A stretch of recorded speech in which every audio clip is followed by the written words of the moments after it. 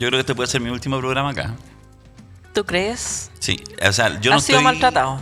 Yo no estoy de acuerdo con las decisiones de aquí de los ejecutivos del canal. Y yo creo que tengo, o sea, no solo el derecho, sino que tengo el deber frente a nuestros auditores y auditoras de decirlo. Desclasifiquemos, pues desclasifiquemos. Ya, lo que pasa es que los lunes hacemos 32 minutos acá. Y los martes hago el Provócame con unos amigos que yo invité. Yo les un dije, programa de Darío, completamente. El programa de Darío. El programa de Darío. Es mío. Sí. Y aquí los ejecutivos del canal que mandan a hacer todo el tiempo sondeos, estudios de opinión, no sé qué. Qué mentira. Quieren ver cómo funciona y dicen, mira, Darío, estás estancado, así que saliste y mañana va a estar la Ale Matu reemplazando la construcción. Me dijo, mira, si es por una vez nomás, queremos probar. Es una a ver cosa, cuánto no sé, marca. A ver cuánto marca. Así que yo les pido mañana no vean Provócame. Y pongan dislike. A mí me vendría muy bien, porque así nunca más me pides que te reemplace. Oye, además que ese es el momento, sí, porque nos falta. Yo de repente paso a mirar, a veces, muy de vez en cuando paso a mirar ahí los comentarios, o mañana obviamente lo voy a hacer. Y entonces ahí decir, ay, qué bueno que hicieron ese cambio para siempre, no sé qué. Y de repente además hay gente que otras veces te ha escrito, oye, súper bien, aparece la Matu, ay, qué bueno.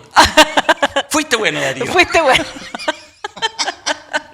Ya, Provócame mañana va a estar con... ¿Cómo está el equipo técnico? Que no lo vayan a creer, don Pablo Riveros en el sonido, don Diego Cancino en el switch, en la dirección audiovisual, y María Jesús López en la edición periodística. ¿Cómo están? Todo bien, ¿no? Bien. Sí, bien. O sea, estuvo bien hasta que el señor Manguera me comunicó esta... Sí. Así son las manipulaciones mediáticas, po. ¿Ah? Oye, y así es la tele. Y así es la tele. Así es la tele. Sí. Nosotros que yo tengo solo una experiencia como de ese carácter, de como de ser parte así como de una familia televisiva que fue la de la red. Sí. Y fue heavy el fin, el cierre.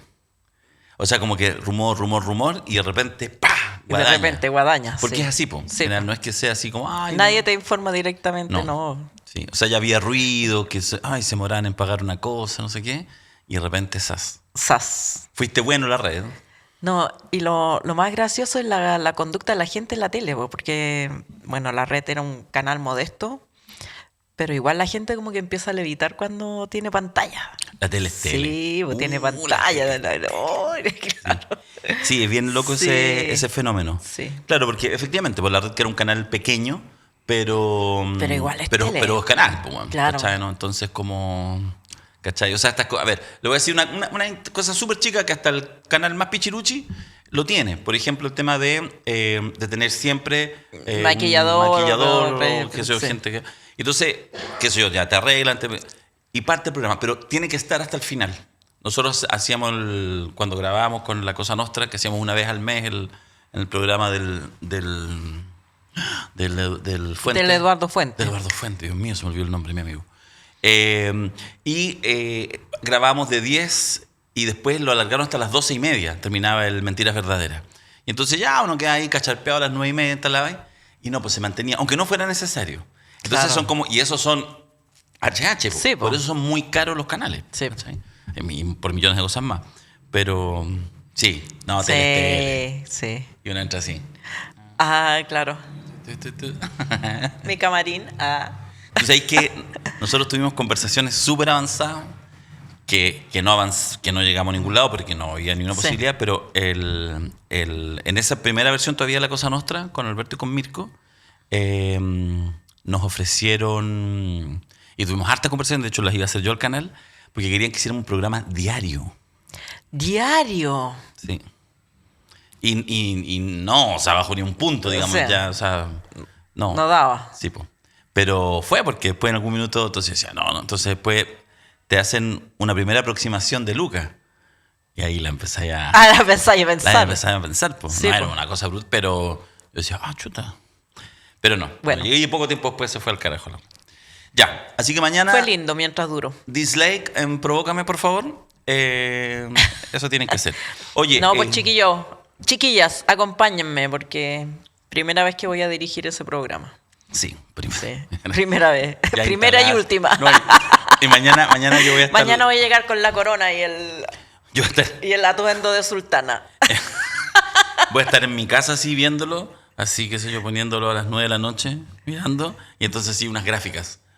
Unas gráficas que nunca he tenido, así, bacán, así, Alejandro Amar, no sé qué la cuestión, provócame. Oye, como la sustancia. Hoy la vi ayer. ¿La viste ayer la película? Sí. ¿Ya? ¿Y te gustó? Sí, me gustó. Ya. El gore no me parecía tan ¿Tan necesario. terrible? Pero, Ya. Ah, te parecía un exceso. Claro, algunas cosas como que eran excesivas, pero la temática y el guión magnífico. Yo como que lo hubiera visto porque me la contaron así escena por escena, pero no la vi porque yo esas películas así, soy Sí, súper no, así, sí. fifi. No, si eres asquiento, no. Sí, no, yo soy es una como dama. la mosca, sí. No, Hay sí. cosas que dan asco. Sí, cosas que no. Sí. Pero, en fin, y todo el mundo quería que se ganara el Oscar de Demi Moore, po. Yo creo que se la merecía, sí. ¿Sí? Sí. Ahora, quien se ganó el Oscar, la protagonista de Anora. Que como película no me gustó tanto, pero una actriz así también, así, sólida, muy sólida. Sí, pero yo creo que ahí se barajan los criterios políticos, po, y no funcionaron esta vez. Pero los Porque- criterios políticos eran que solo ganara Demi Moore, po. Claro, pues debieron haber funcionado. Y así porque- hubiera sido todo perfecto, la historia. Después una película sobre Demi Moore haciendo... Daba para el remake. Sí, pues, En fin. pero bueno. Oye, ¿tienes algo? Porque me entero anoche, tarde, y como que de repente aparece el tema de los incendios en el sur. Sí. Y ha sido, parece, muy rápido, muy intenso. Sí, en Traillén ahí están suspendidas las clases. El incendio amenazó ayer y de hecho consumió varias casas. La gente, hay unos videos tremendos en las redes sociales de cómo la gente arrancando entre medio del fuego. Pero hoy día el pronóstico era malo, con mucho viento y alerta roja en varias comunas. Así que ojalá que no haya por lo menos pérdidas humanas y que se pueda Sí. combatir. Había la sospecha de que los incendios fueron provocados. Sí, pues, además que son Sí. zonas forestales, Sí, po. fundamentalmente. Sí. Sí. Ustedes saben, el programa lo grabamos en la jornada más bien temprano, el día lunes, así que no sabemos en el transcurso ¿Cómo va a evolucionar? cómo Claro. va evolucionando. Sí podemos decir, digamos, a favor que no es una temporada ya de incendios, básicamente porque el tema más complejo es cuando las temperaturas están sobre Sí. los 30 grados y todo, no es el caso, pero bueno, pero incendio forestal siempre hay que poner mucha Claro, lo que atención. pasa es que es como pasto seco. Sí, po. Los árboles, las forestales y las ciudades están rodeadas de eso. Entonces es muy fácil quedar atrapado en el fuego. Es muy fácil. Las imágenes se ve claramente, el fuego está... Lo ves a una cierta distancia y ya te das vuelta y ya te encerró. Sí. Cada vez más este tipo de noticias, tipo desastre natural, en este caso no es un desastre natural, pero en el fondo este tipo de Claro. noticias se politizan en el peor sentido de la palabra. Yo ayer me fijaba, de hecho, me enteré, perdonen, andaba paveando ayer en la tarde, en la noche no estaba mirando noticias, y estaba realmente mirando Instagram.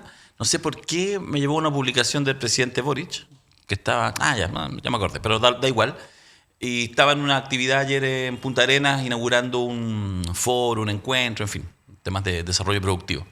Y entonces miro, y entonces empiezo el primer comentario, debería estar en los incendios, no sé qué. Y te juro que eran así, no sé si cientos, pero decenas de comentarios interpelando al presidente Gabriel Boric, que además estaba ayer domingo trabajando, o Sí. sea, ¿cachai? En un encuentro, en fin, inaugurando.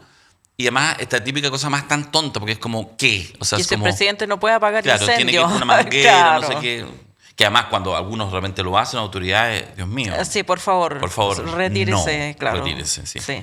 Así que bueno, en fin, ojalá que haya rápidamente, digamos, la respuesta adecuada y por supuesto ahí también hay un factor, por supuesto, climático que a veces es inmanejable y que se puede controlar rápidamente. Sí, pues, Esperemos. cambio climático. A propósito, para aquellas personas que quieren que las mujeres tengamos más hijos, porque la tasa de natalidad ha disminuido, somos demasiadas personas en el mundo ya. Así que está muy bien Así que vaya estamos muy disminuyendo. bien que bajemos la tasa de la natalidad si cuidamos la naturaleza y los recursos. Pensé que iba a hacer como una invitación a aumentar la tasa de natalidad. No, No. no somos... Bueno, también, no me gusta decir esto porque también tengo respeto por las vacas, pero no somos vacas para que no estén incitando Sí. a reproducirnos y poblar los territorios por razones. El otro día leí una columna, una editorial, no me acuerdo ya, del Mercurio, la tercera, que decía alarmado que hay que tener más hijos porque son el valor productivo, Sí, po. la fuerza, la mano de obra. Bueno, cuando empiecen a pagar bien, pues, Claro. como dijo la ministra, cuando Bueno, empiecen a pagar bien, entonces vamos a tener hijos para que tengan un futuro esplendor. Es tan heavy todas las aristas que cuando, por ejemplo, un tema como este. Sí. Entonces, concatena con, qué sé yo, los temas de, efectivamente, de los pésimos equilibrios medioambientales. Concatena con el tema de recursos, en el Del fondo, modelo de expectativa. productivo, claro. Y concatena también con nuevas generaciones que en realidad también tienen una relación con la vida, con su propia vida, con su individualidad que es distinta, son fenómenos muy interesantes, pero que además tienen repercusiones en lo que uno podría imaginar, no en las próximas décadas tanto, sino más bien en los próximos 100 o 200 años, con cosas muy distópicas de cómo irá a continuar nuestra sociedad, ¿cachai? Sí. Más allá. Yo por eso soy muy feliz de tener la edad que tengo y tener una expectativa, digamos, razonable. Porque no, a mí si me dicen así como, oye, pero en 50 años más, no, gracias. Claro, Prefiero no enterarme. Claro. Sí. Sí. No, ya estoy... Sí. Bueno, le va a corresponder a nuestros hijos e hijas. Sí. Sí. Y aparte aquí el equipo técnico, viejos El equipo teclos, técnico, va a estar la cagada y va a estar ahí el equipo técnico mirando cómo estamos hasta el lollipop. Aquí van a tener que ir a trabajar con trajes antifuego. Nos prometimos con la Alematus hace media hora atrás, una hora atrás, estábamos preparando el programa y todo, nos prometimos, yo le dije, ya vamos a partir hablando de que están juleros los aportes, ya, sí, listo. Partió el programa, se nos olvida todo. Eventrit y Revenue son los dos sistemas para poder aportar.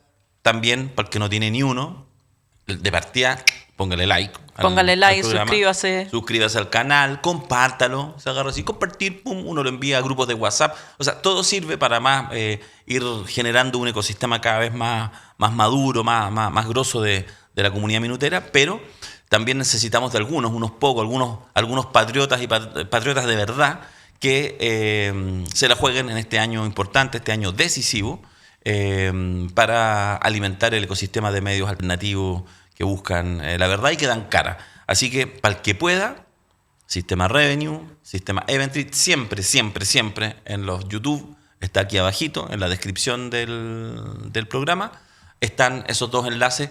En el caso de Eventrit, como tú sabes, Alejandra, es para quienes quieren aportar por una única vez. Claro. Hay muchos de ellos que lo hacen siempre, nunca se suscriben y aportan todos los meses. Incluso hasta, a veces agradecemos mucho, porque cuando tú vas al Eventrit, apretas ahí y te aparece como quien comprar un ticket. Claro, por lo puedes tanto, uno comprar podría más. comprar 1, 2, 3, que en el fondo es 10.000, Aporte. 20.000, 30.000.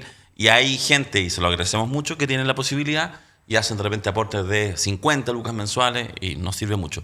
Y los otros, que los queremos mucho porque nos dan bastante regularidad, son los que se suscriben con el sistema Revenue, está aquí también abajito, y dicen ya, Un descuento mensual. me voy a vacunar con 10 luquitas mensuales y lo mantienen hasta que pueden, hasta que quieren. Por supuesto, también nos pasa que todos los meses alguna gente se desuscribe porque perdió la pega, porque se le apretó las lucas, y por ahí uno que otro porque ya no está conforme con el programa y está también en su legítimo derecho, y estamos felices de que nos haya podido aportar un tiempo. Exacto. Así que eso no pierdan de vista. Vamos a empezar el programa y vamos a hablar, yo tenía anotado, podríamos hablar cosas de la selección chilena, pero vamos último, así que no nos merecemos. No nos merecemos. A mí me... ¿Sí o no? A mí como ¿Qué querís? como observadora de este proceso futbolístico, me encanta porque es como el tema el tema en el cual todo el mundo puede opinar, y yo creo que por eso el fútbol es lo que es, porque no necesitas nada, solamente que te guste y podías opinar. Pero cuando Chile va último, como que proliferan más las opiniones y hay más programas deportivos, están apareciendo nuevos programas deportivos, así que hay como una relación inversa entre el fracaso y el interés por opinar. Sí, Totalmente. Sí. Y sabéis que pasa más, que es parte de la cosa bonita.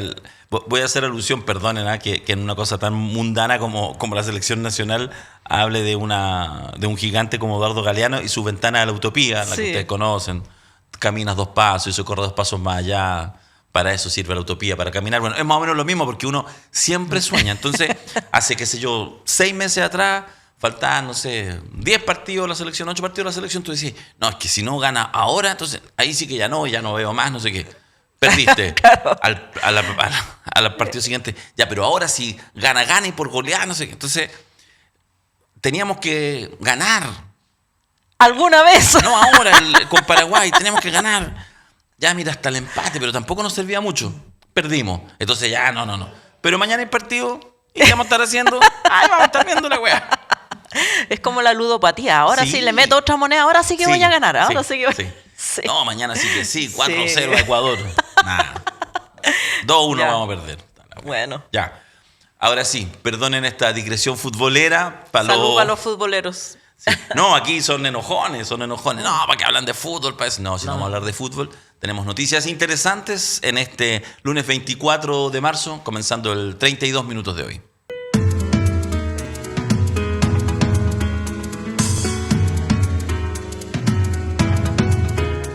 Empezamos con los temas, vamos a titularlo así. Janet Jara, la ministra del Trabajo, el misterio continúa, Alejandra Matus. Pese a la clara intención de la ministra de participar como candidata en las próximas elecciones, todavía no hay una definición por parte del Partido Comunista. Se esperaba tener un nombre claro el 15 de marzo, sin embargo el Comité Central fue aplazado para el sábado 22, o sea, este fin de semana que acaba de pasar, y en que se esperaba una definición.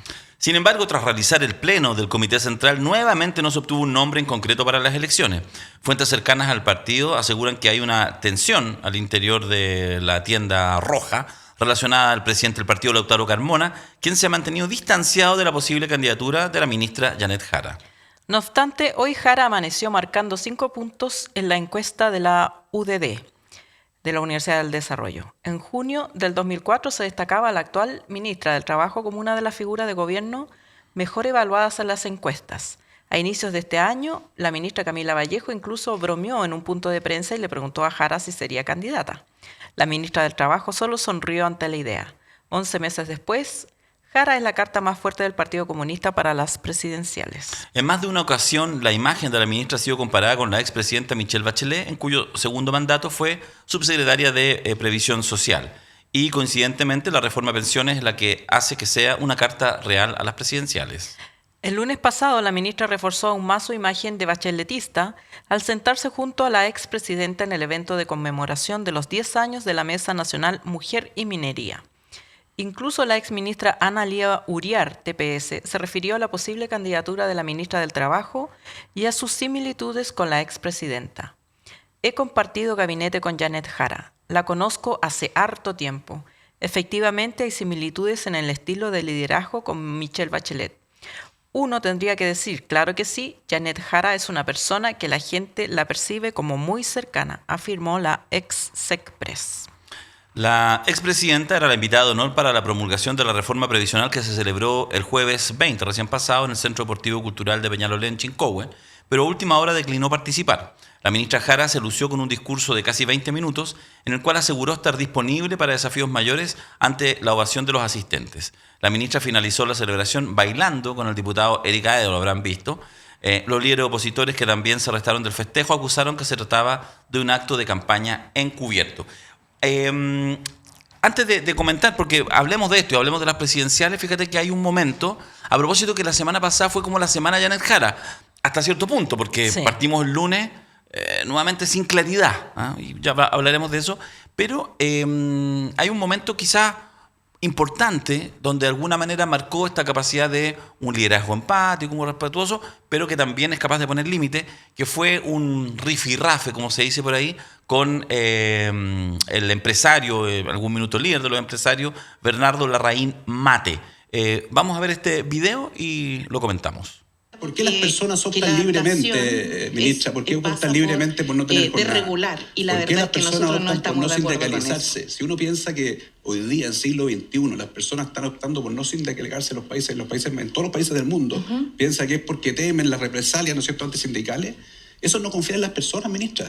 ¿Pero quién ha hablado de ese tema aquí? O sea, estás poniendo tú aquí un tema que yo no he asimetría mencionado. De poder. Pero claro, es una realidad. O sea, como si lo que pasa es que uno no puede juzgar el mundo laboral a partir de su realidad, ¿cachai? No, Entonces, si tú tenés posibilidad de negociar con tu empleador porque estás en un nivel a lo mejor más alto, con más posibilidades, usted, ¿por qué las personas optan por la eso? gente común y corriente no tiene ninguna de esas posibilidades. Vive al 3 y al 4 y gana muy poco en este país. Entonces, una de las razones por las cuales las personas hoy día? Perdón, ¿me permite? Una de las personas por las cuales, una de las razones por las cuales mucha gente hace un emprendimiento o se tira a vender cosas, ¿cierto?, de distinta naturaleza en la informalidad, es porque aquí se les pagaban 350.000 pesos por trabajar toda la jornada laboral. Y porque trabajando toda la jornada laboral no le alcanzaba para sacar a su familia de la pobreza. ¿Cuánto vale un arriendo en una población? ¿Más de 350.000 pesos? Por ahí. Quedaban sin nada. Entonces, las cosas no pasan espontáneamente, pasan porque hay razones detrás. Detrás hay razones profundas que tienen que ver con los quintiles y con la desigualdad. Lo que pasa es que a veces uno pone el foco, ¿cierto?, en una discusión que es de carácter más política, que hace como que aquí no hubiese pasado nada. Pero si bien los procesos constituyentes aquí no avanzaron, las causas que llevaron al estallido social siguen plenamente vigentes. Si aquí la gente trabaja mucho y gana muy poco, ¿qué pasa con el salario mínimo? La gente está pegada al salario mínimo. Cuando se habla de subir el tope imponible, ¿saben a cuántas personas eso afectaría? Y beneficiaría a la vez al 6% de la fuerza laboral. Están todos bajo los 3 millones de pesos. Están todos cerca de los 550.000 pesos, sobre todo las mujeres. Entonces, si realmente quieren que haya inclusión, paguen mejor. Respeten más los derechos de las personas. Ese es el rol también de los empresarios. Si las personas no pueden seguir viviendo como están, no les alcanza para vivir. Bueno, ahí estaba, de alguna manera pusimos este extracto, porque tiene que ver con una... A ver, está como ahí Janet Jara, como que ha asomado. Insisto, fue Alejandra quizás la figura política la semana pasada. Uno vio en los días previos a este jueves 20, porque fue toda la semana. Partió el lunes con esta selfie con Bachelet, claro, que generó sí, mucho movimiento, porque de alguna manera uno podría pensar que Bachelet debería estar más cerca por militancia de Carolina Toá. Es bien evidente que ella tomaba al menos una mirada como ecuánime de los distintos posibles candidatos. Y luego en la preparación del acto del 20, acto en el cual incluso en algún minuto, cuando termina el discurso, la gente grita presidenta, no todo el público, pero un público importante. Grupo. El bailecito esto, que además también hay una referencia. A Bachelet, claro. Las cumbias de la Bachelet. Sí. Además con Erika Edo, demócrata cristiano, que ha dicho públicamente que él no tendría ningún problema con una candidata presidencial, claro, como Janet Jara. Que en el fondo son elementos.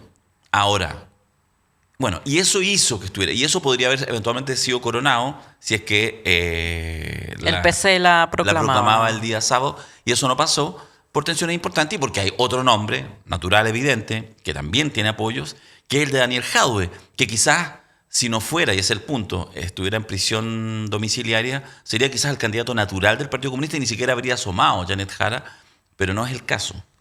Sí, yo creo que el tema de que Bachelet, el apoyo de Bachelet se considera natural hacia Carolina Toá, pero recordemos que la cercanía de Bachelet con el Partido Comunista también es importante y que ella también tiene su propio corazoncito, y yo creo que es evidente, pese a la moderación que tuvo, se restó del acto porque ya hubiera sido mucho, parece, sí, muy evidente el apoyo de Bachelet.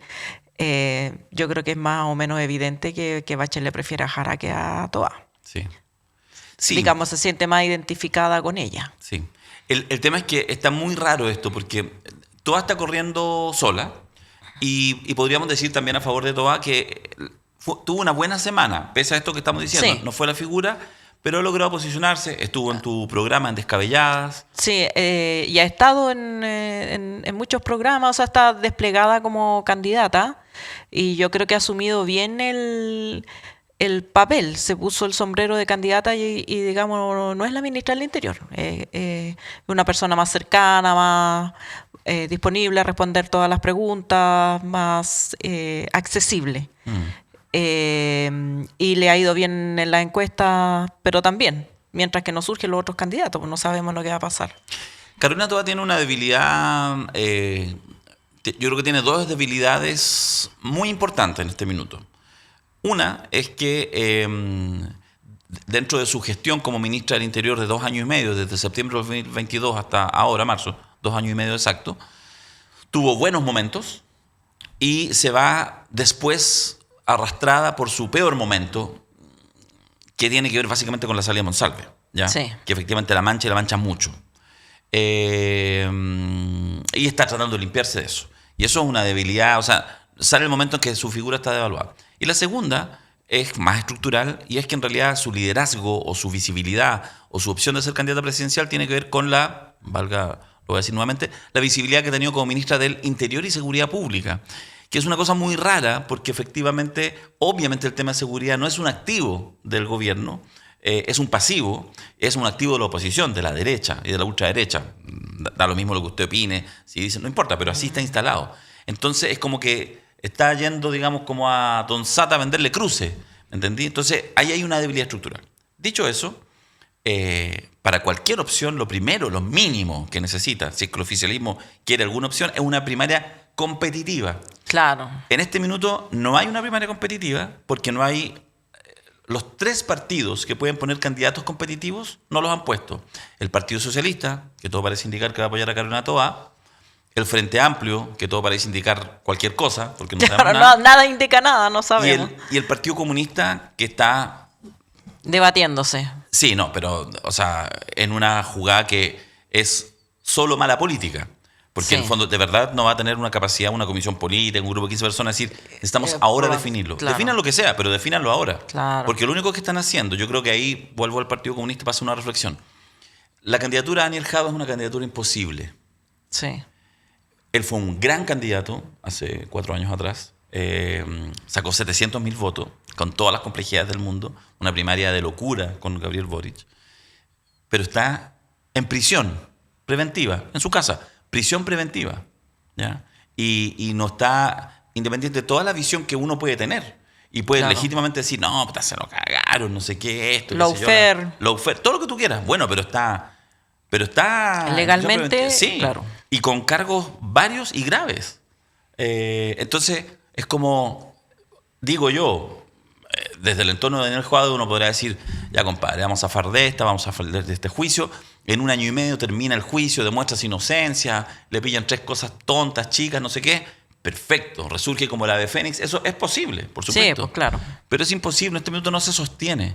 Entonces, lo extraño es, o no sé si lo extraño, pero lo llamativo, es que teniendo una candidata que marca, que puede volar, que tiene muchos atributos. Todavía no, en los números todavía es bajito, porque no es candidata. Es lo mismo que pasó con Carolina Toa. Claro. Tuvo que salir del gabinete y empezar a desplegar. Claro. No sabemos lo que podría desplegar la candidata Janet Jara como candidata. Pero es llamativo que sin haber sido proclamada ya tiene 5 puntos, digamos. Sí, claro. Sí. Entonces, bueno, capaz que el Frente Amplio en sus devaneos internos termine finalmente poniendo el plan C, D o E. El plan A era Tomás Bodanovich, el plan B, Gonzalo Vinter. Estamos parece ya el plan C, salvo que logren convencer a Vinter, que por ahí aparece un poco. Yo tengo la sensación que no lo sé. El PC, insisto, en esta cosa capaz que termine finalmente así con force proclamando a Janet Jara en 3 semanas más, cuando ya toda la energía... Cuando ya sea tarde. Cuando ya sea tarde. Claro. El problema de eso, además de la movida de los partidos, es que puede afectar al oficialismo en su conjunto, porque si tiene una posibilidad... O sea, una cosa es Toa siendo candidata en primera vuelta, después de haber ganado una primaria pichiruchi donde votan 500.000 personas porque competía ella, no sé, Mulet y Vlado, con todo respeto. Claro. Y otra cosa es la misma incluso Carolina Toa, bueno, o quien sea, pero pongamos el caso de Carolina Toa, ganando una primaria donde votaron 1,5 millones de personas, 2 millones de personas, donde sacó 1 millón de votos porque le ganó a Janet Jara, a Gonzalo Vinter, claro, y a Mulet y a Vlado y a también. Sebastián Gómez. ¿Cachai? Claro. No es Sebastián Gómez. ¿Cómo se llama Gómez? Gómez. José Antonio. José Antonio. José Antonio Gómez. Le cambié el nombre. Sí. Así que está súper raro esto. Yo el PC no lo entiendo. La semana pasada era una semana perfecta. Era perfecta. Para Janet Jara. Sí. perfecta. Lunes con Bachelet, jueves con reforma, con todas las mediocridades. De hecho, si uno escucha el discurso, yo invito a escucharlo, el discurso que hizo, como digo, casi 20 minutos, que hizo en el Chincowe, además traza y por lo tanto marca para dónde hay que seguir. Y además ella lo ha dicho, lo escuchábamos recién en este debate con Bernardo Fontaine. Ella es clara para decir, todavía no hemos tocado lo suficiente a la AFP. Recién metieron un pequeño pilar, el pequeño pilar del 1.5% de autopréstamo, que es reparto. Claro. Le tuvieron que cambiar el nombre para que pudiera ser votado por la derecha. Autopréstamo es reparto. Es reparto porque es un autopréstamo. Entonces, los actuales pensionados, o sea, tú pagas ahora y lo vas a recibir, te lo van a devolver cuando estés jubilado. Eso se llama reparto. Sí. Ahora, es un reparto de un 1,5% y se siguen cortando las AFP. Hemos comentado. Sí. Esto no puso en jaque el sistema de la AFP, por el contrario.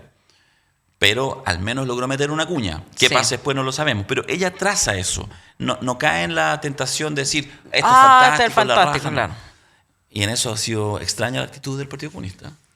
Sí, y yo creo que no está, bueno, a lo mejor ayuda a sus intereses, pero estos mensajes desde la propia Carolina Toá y otros a decir, bueno, si el PC nombra a Jadwe, no podemos participar en esa primaria, que es una manera de provocar también, porque, claro, a ningún partido le gusta que le estén diciendo de afuera qué candidato tiene que elegir. Sí, yo te lo comentaba, mi sensación, esto es discutible, que la razón por la cual Carolina Toá menciona permanentemente a Daniel Jadwe es justamente para bloquear un poquito a Janet Jara, porque sabe que obliga, y seguramente a muchas bases del PC, si le están atacando a Daniel, es como... Claro. Pareciera que pauteara poner a Janet Jara, pero usted y yo sabemos que Carolina Toá preferiría de candidato a Jadwe y no a Janet Jara. ¿O no? Sí. Sí. Sí. Sí. House of Cards. Sí, esto es House of Cards. Sí, House of Cards. Totalmente. Sí, House of Cards. Sí. Espérate, que quería comentar algo más. Bueno, en la derecha, Evelyn Matei está metida en un problema grave. Bueno, tuvo la buena noticia que la proclamó Evópoli. No sé cuánto le agrega. Sí, pero es que ¿sabéis qué? Lo que pasa es que Evelyn Matei ya sabe que no va a tener primaria. De hecho, ya dijo, hace como 3 días, lo dijo el viernes, jueves, que no iba a haber, ya asumía que no iba a haber primaria con Kaiser y con Kast. Ya. Pero ¿con quién va a tener primaria? Con Jimena Rincón. Para que gane la primaria así como a la cubana, así 98-2, ¿cachai? 99.8. Claro, ¿cachai? Entonces no va a tener primaria. Y por lo tanto va a seguir en yo creo, como desgaste estructural, porque además porque trata de ser Kaiser. Entonces lo que hace, o sea, esto lo conversamos ayer con Alberto Mayol, cuando ella, por ejemplo, dice cárceles en el desierto, cuando ella alaba las políticas de seguridad de Argentina y se junta con gente, no crece Kaiser. Porque trata de decir, yo también puedo. Bueno, pero para eso me quedo. Si yo estoy en esa, si yo lo que quiero, si yo estoy en la locurita, que están varios millones de chilenos, que en realidad te dicen, sí, los vamos a poner en fila, los vamos a matar a todos, y aplauden. Claro. Bueno, en eso, si tú estás en esa tontera... Kaiser, o Kast. Claro. Te va al original. Sí. ¿Cachai? Entonces, yo creo que tomamos una estrategia muy equivocada de Evelyn Matei. Le entró agua al bote. Yo te voy a decir un adelanto que no debiera decir, pero ayer justamente te contaba que estábamos con Alberto revisando la encuesta, que ya la terminamos, recién los resultados los entregamos este sábado, pero te voy a comentar solo un datito. Una pregunta. Pusimos una primera vuelta, hicimos varias ficciones de primera vuelta. En una estaba Carolina Toá, y dejamos a Matei, Kaiser y Kast. Incluso Kaiser y Kast por separado, yo tengo la tesis que Kast se va a terminar bajando, creo que no hay alternativa. Y en esta encuesta, Kaiser aventajaba por medio punto a Evelyn Matei. No alcanzaba a hacer un punto, medio punto. Con Kast también compitiendo y sacando 6 o 7 puntos. O sea, apenas Kast se baje, le gana. El 80% de los votos de Kast se van a Kaiser y un 20% se van a Evelyn Matei, si es más o menos así. Ya. O sea, ya le está ganando incluso con Kast. Claro. ¿Cachai? Entonces le entró al bote. Por supuesto que Kaiser está recién partiendo, está en su momento de gloria, de apogeo, y por supuesto que hay, por miles de razones, también podría caerse. Claro, sí. claro. Yo creo que su desempeño es muy, muy, muy, muy discreto, porque él es muy, muy, muy, muy, muy ignorante. Sí. Pero... sí. Bueno, por ahí el John Paul, ¿cómo se llama? El Pedro Paul. El Pedro Paul lo hizo pebre. Pero lo está hizo bueno. Lo hizo pebre, sí. Pedro Paul, para los que no sepan, esto es como es bien underground, es como un Sí. secreto, el secreto mejor guardado. Él transmite por YouTube hace años, ya, es un empresario de Osorno. Que también va de candidato. Claro, está juntando las firmas, ¿o no? Sí, pero se inscribió en el CERVEL. Ya, ok. Ya. Y que es como un sueño húmedo de los ultraderechistas. O Sí. sea, qué sé yo, Pancho Malo en la noche, para quedarse dormido, pone los podcasts de Pedro Paul y se duerme así. Claro. Y a veces dice que tiene hasta poluciones nocturnas. Porque él dice así, él es de las brutalidades. O sea, Kaiser es moderado al lado de él. Claro, Kaiser ¿Cachai? es amarillo. Claro, él dice sí, que efectivamente los pongan Ya. a todos en fila, que los fusilen a todos, Sí. ¿cachai? No sé qué. Y tiene ahí gente que lo sigue, no sé qué. Ahora ya está, la ultraderecha ya está muy dividida. Y entonces él, en una pelea que es muy divertida, porque uno dice, ¿dónde puede terminar esta locura? Hasta Claro, hay un pueblo más allá. hay un pueblo más allá. Bueno, Hay un pueblo. él acusa a Kaiser, no por amarillo ni nada, sino por incompetente. Y dice este video que está dando vuelta, dice, bueno, dice, pero sí, tenía un papá con plata que le pagó cuatro carreras, no terminó ninguna. Y el único trabajo que ha tenido ha sido de conserje en Austria. Entonces, y ese weón no va a solucionar los problemas, pero de esa tal manera. No, En fin. debemos confesar que lo disfrutamos. Sí, sí. Ya. Ya. Así que si quieren Búsquenlo. server.cl, hay como 50 candidatos.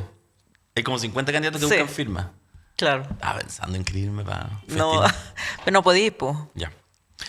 En este rato íbamos a estar con el senador socialista Juan Luis Castro. Había sido invitado. Se excusó 5 minutos antes, le surgió un contratiempo. Le creo porque él ha venido acá 32 minutos. Tuvo un contratiempo, no lo pudimos tener, así que no vamos a tener al primer entrevistado. Nos avisó hace 10 minutos antes de empezar a grabar, así que no tuvimos chance de poder tener Exacto. entrevistado. Así que por eso hemos estado ahí nosotros tratando de hablar de las presidenciales. Exacto. Hacemos una pausa y seguimos con más temas que importan acá en 32 minutos.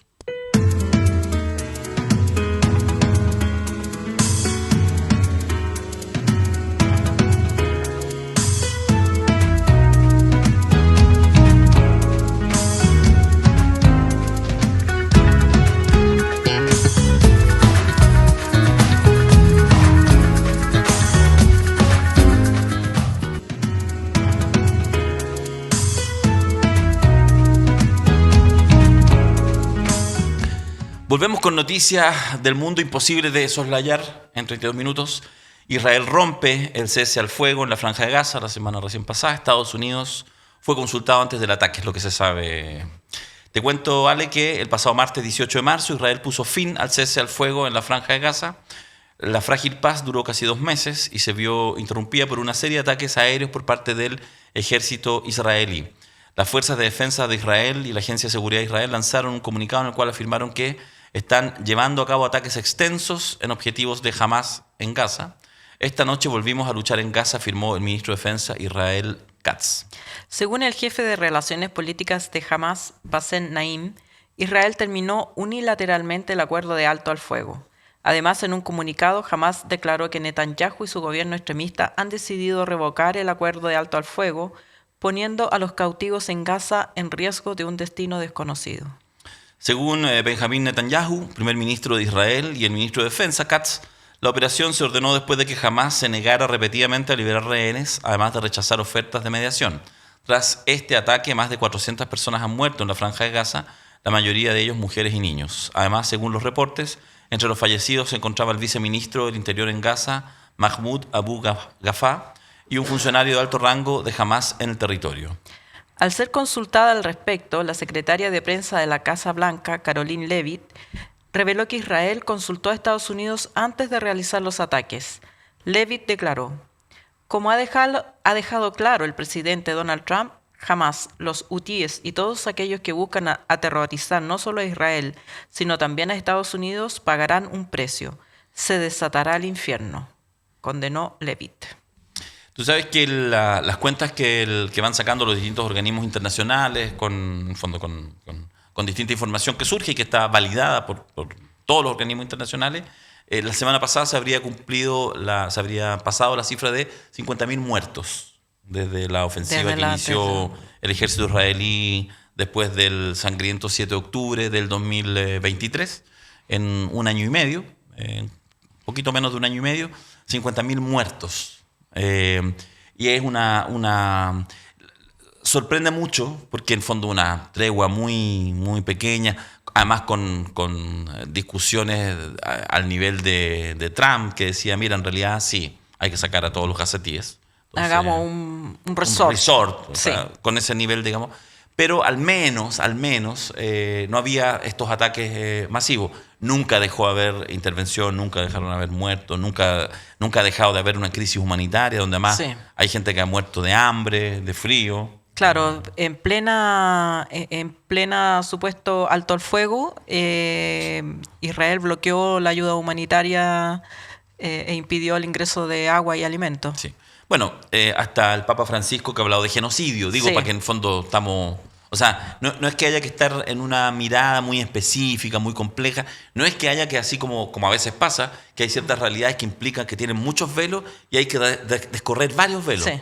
No, ahí.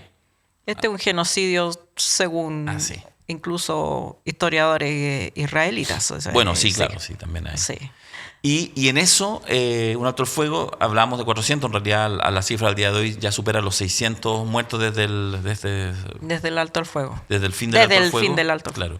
Y la verdad que todo parece indicar que sigue habiendo y que en el fondo se empuja al cerco por la vía de los hechos, hacer que la comunidad internacional, más allá de algunas pequeñas cosas más bien de carácter simbólica, no logre impedir lo que parece que es ya una decisión tomada, que efectivamente es arrasar con... limpieza étnica. Sí. De hecho, Israel anunció hoy día, la intervención ahora por vía terrestre para expulsar a toda la población gazatí del territorio. Sí. Con estos argumentos que son bien falaces, los analistas serios dicen que todo además está motivado por la más burda de las razones, que es Netanyahu mantenerse en el poder, porque si cae lo esperan juicios por corrupción y otros. Entonces su única manera de mantenerse en el poder es darle carta blanca a la extrema derecha israelí e insistir en el genocidio en Gaza. Tenemos a continuación, vamos a estar queremos hablar de hacer un análisis internacional. Hemos invitado a Gilberto Aranda, que va a estar después de esta pausa con nosotros, para hablar de Palestina, de Israel, de este conflicto, para hablar también de los que dirigen al mundo, Trump y compañía, qué es lo que está pasando en Ucrania y Rusia. Vamos a preguntarle un poquito de eso a la vuelta de esta pausa en 32 minutos.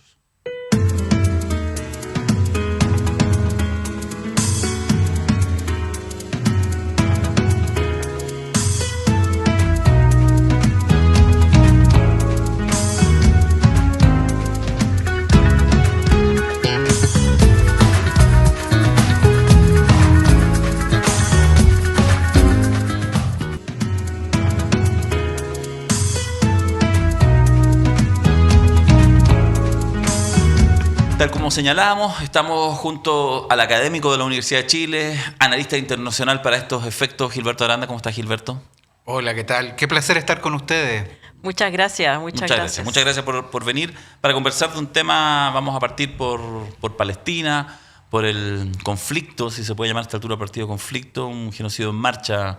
Alejandra, tú vas a partir. Sí, hemos observado con perplejidad y yo creo que un sentimiento de impotencia probablemente común a muchos países de ver este rompimiento del cese al fuego unilateral, y como observadores uno piensa, ¿qué se puede hacer? ¿Por qué el concierto internacional no puede detener esta matanza. Sí. Bueno, desde luego estamos ante una masacre, no cabe ninguna duda. Hay otras formas de designarlo. Sobre esto hay también diferentes puntos de vista y desde luego probar algunas cosas ante incluso tribunales internacionales no es tan fácil. Pero no cabe duda de que hay un uso desmedido de la fuerza, que significa que se extiende el sufrimiento de una comunidad, particularmente la comunidad Gazatí en Palestina. Y esto significa que lo que habíamos pensado podía ser un paréntesis promisorio, que era un acuerdo de paz entre fases, realmente nunca entró a su segunda parte, y probablemente este es uno de los momentos más complejos para que y respondiendo a tu pregunta, para que la sociedad internacional pueda hacer algo, sobre todo porque estamos primero en un momento de crisis del orden internacional, donde muchas de las instituciones multilaterales están siendo colocadas en duda. Y por otro, también estamos hablando de si bien Estados Unidos con Israel tiene un vínculo súper estrecho, en este momento podríamos decir Trump da carta blanca a la máquina de guerra de Israel. Sí, son bien impresionantes las declaraciones de la jefa de prensa de la Casa Blanca, que ha dicho que digamos, justifica con la excusa del terrorismo en Palestina un infierno. Dice, se va a desatar un infierno. ¿Qué es lo que podríamos esperar? ¿Cuál es el objetivo de Israel en este minuto? Bueno, yo creo que hay algunos declarados y otros latentes, en el sentido medio oculto. Lo declarado es que hay todavía alrededor de una 50 de rehenes digamos, bajo el poder de Hamas, y por lo tanto está exigiendo la entrega inmediata. Hay que decir que probablemente una parte de estos rehenes está muerto, pero de todas maneras Israel exige que sean inmediatamente entregados. Esto va un poco en contra del espíritu del acuerdo, que preveía una entrega de rehenes y un intercambio por prisioneros palestinos en Israel, pero gradual. Y por lo tanto, de alguna manera, Netanyahu y su gobierno golpea la mesa y lo exige inmediatamente. Pero yo creo que también tiene que ver con razones internas, domésticas. Creo que la guerra ha sido vital para el sostenimiento, para la sobrevivencia política de un gobierno que, por un lado, tenía acusaciones de corrupción bien importantes y también algunas acusaciones de conflictos con el Poder Judicial bien importantes antes de lo que fue ese 7 de octubre del 2023, y además ha ido agregando también todas las dudas que hay respecto a si pudo haber prevenido ese ataque, que yo sí creo que tiene elementos terroristas, pero que de alguna manera, en mi opinión, explica o justifica todo lo que ha venido después. Claro. Y por lo tanto, es vital para la sobrevivencia política del gabinete de Netanyahu, que se ha ido afirmando. Antes de eso, en una coyuntura electoral, probablemente podría haber perdido y haber sido reemplazado en el gobierno. El papel que está jugando Estados Unidos, aparte de las declaraciones estridentes de Trump, ¿en qué se manifiestan? ¿En qué se manifiesta el apoyo a Israel? Que bueno, ya, digamos, Estados Unidos también con Biden, hay que decirlo, también apoyaba a Israel, pero... Bueno, Estados Unidos es bien clave en la afirmación de Israel en la zona de Medio Oriente. Por lo tanto, uno tendría que decir que es una política de Estado sobre la cual algunos analistas no políticos de alto nivel han advertido que a veces supera incluso lo que son las convencionales y clásicas imperativos nacionales. Pero esa alianza está. Y sin embargo, con Trump lo que vemos es que se lleva a su última ratio, ya a la última forma de expresión, cuando dice claramente hace unos días que o entregan a los rehenes o van a lamentarlo, se van a abrir las puertas del infierno. Es como bien estridente. Pero sobre todo a mí lo que me llama profundamente la atención es lo que dijo hace unas semanas atrás respecto a un desplazamiento, eso podría ser en algunos lenguajes limpieza étnica, de los gazatíes de la zona para reasentarlos en, por ejemplo, Jordania y Egipto, vamos a ver si lo aceptan, y crear una Riviera Medio Oriental, digamos, casi como un mercado inmobiliario. Entonces, la visión empresarial de Trump, conjugada con esta alianza con Israel, está dando por resultado una forma de resolución de conflictos que a mí me parece que lejos de pausarlo, lo puede extender. Porque aquí no comparece nada de la idea de un Estado palestino definitivo. Nada parecido. Quiero hacerte una última consulta específicamente sobre el tema palestino, porque además creo que hay que avanzar hacia Trump y hay que mirar, digamos, también cómo se está moviendo el mundo y los movimientos de tropas literales y metafóricos de las grandes superpotencias. Pero, ¿qué avisoras tú en el futuro? Quiero decir lo siguiente, siempre hablar de paz, probablemente en Gaza, como si la paz se hubiera perdido, digamos, después del 7 de octubre, en realidad son décadas, ¿cierto?, de esto que se ha llamado, y creo que le viene bien el concepto, la cárcel a cielo abierto más grande del mundo. Pero ¿qué posibilidades hay al menos de volver a ese estado anterior al 7 de octubre del 2023? ¿Tú crees que eso será posible, qué sé yo, en los próximos meses, un año? ¿O ya la situación, ya esa tensa calma que hubo en los últimos, no sé, 25 años no tiene alternativa a volver? Bueno, yo concuerdo con eso y creo que este conflicto es de largo aliento y por lo menos tendríamos que hablar de finales de los años 40 con la emergencia de Israel y lo que significó 750.000 personas saliendo y asentándose en diversos lugares, desplazados, etc. Y evidentemente ese conflicto militar tiene momentos más álgidos y otros latente, durmiente, pero ahí está. Tal vez la única etapa que yo diría que fue más promisoria, pero que duró muy poco, fue la de los 90, cuando la idea de un Estado palestino parecía estar en el horizonte. Eso no se llevó a cabo. Tenemos a Netanyahu desde 97, es verdad que no en forma continua, con diferentes gabinetes, pero ya tiene una larga historia de representar, en mi opinión, una derecha ya radical y populista, que tiene por supuesto, algunos puntos de convergencia con Trump, que tiene una idea de al menos en parte su gabinete, ni siquiera puedo decir todo el gabinete, en parte su gabinete, una idea de un gran Israel que puede llegar a pensar incluso en anexar la Judea y la Samaria, lo estoy diciendo en términos bíblicos, y de alguna manera toda esta idea de un Estado palestino desaparezca por completo, incluso la autonomía. Eso para algunos miembros del gabinete.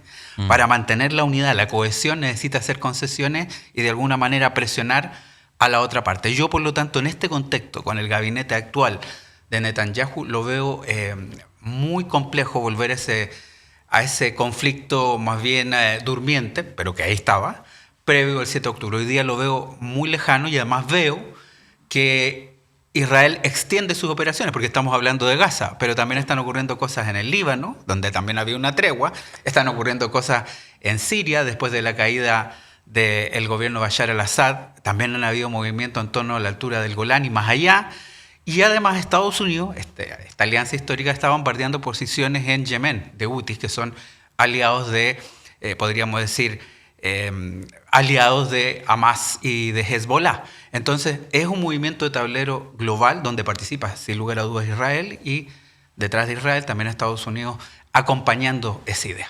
O sea, podríamos decir que se les abrió el apetito a esas posiciones más extremas y en realidad quizás van por todo asumiendo los costos. O sea, si llevamos 18 meses y con la cifra de 50.000 muertos, ¿debiera eso seguir sucediendo, crees tú, en los próximos tiempos? De hecho, el acuerdo que se logró en las postrimerías del gobierno de Biden fue un poco por las presiones de Trump para llegar con cierta calma al poder. Tampoco fue un acuerdo, digamos, un pacto convenido donde todos estaban satisfechos. Israel fue bastante presionado, pero claramente no le convence y parte de lo que estamos viendo hoy responde a una visión o una meta de alguna manera solucionar vía militar un conflicto donde la política cada vez está más lejos y son las armas las que hablan.